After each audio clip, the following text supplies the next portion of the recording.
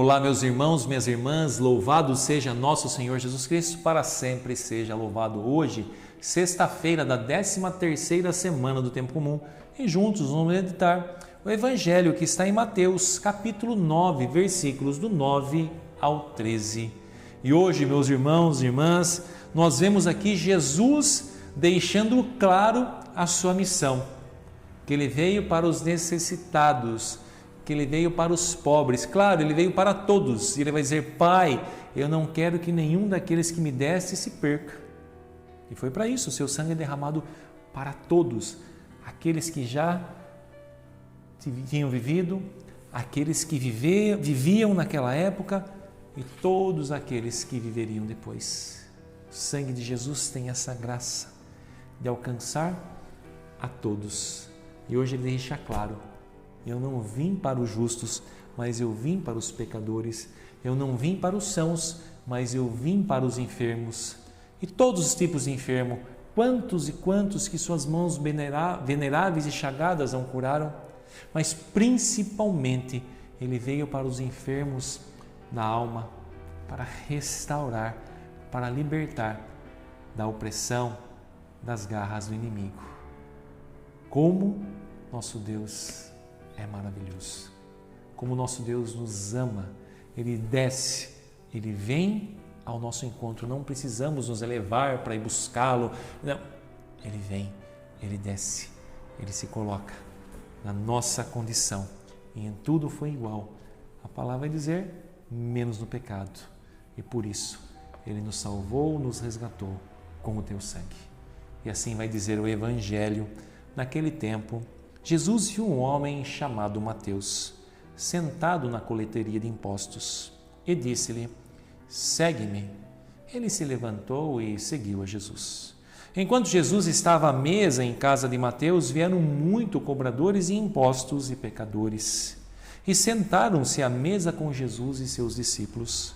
Alguns fariseus viram isto e perguntaram aos discípulos: por que vosso mestre come com os cobradores de impostos e pecadores?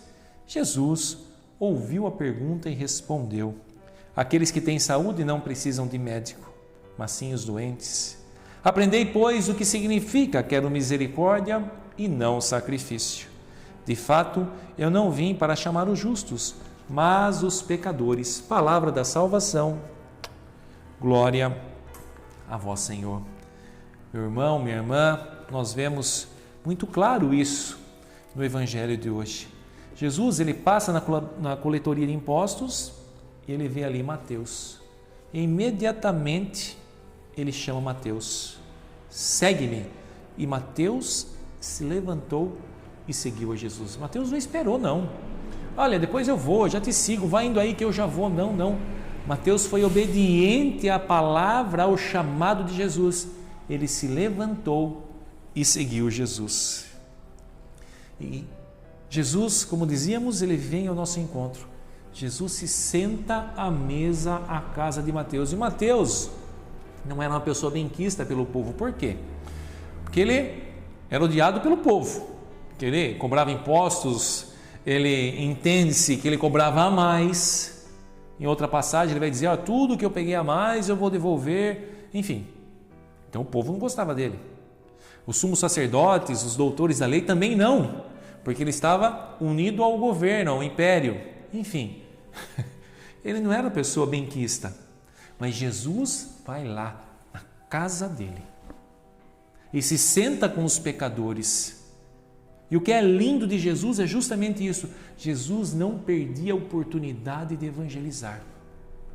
A todo momento ele anunciava, ele pregava o amor, e ali era o momento perfeito para ele fazer isso. Ali estavam os pecadores, os cobradores de impostos, e Jesus senta-se à mesa com eles, e Jesus vê naquela oportunidade, naquele momento, a oportunidade de pregar, de anunciar o amor. Mas só que isso escandaliza, os doutores, os soberbos, os grandes, os poderosos. Vão dizer: mas como que esse homem se senta na mesa com os pecadores?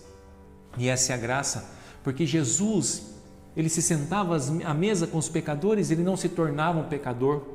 Ele não se deixava escarnecer pela roda de conversas, mas ali eu imagino ele com todo o seu amor, com toda a alegria. Eu sempre vejo Jesus, alguém alegre, sempre sorrindo no meio do seu povo.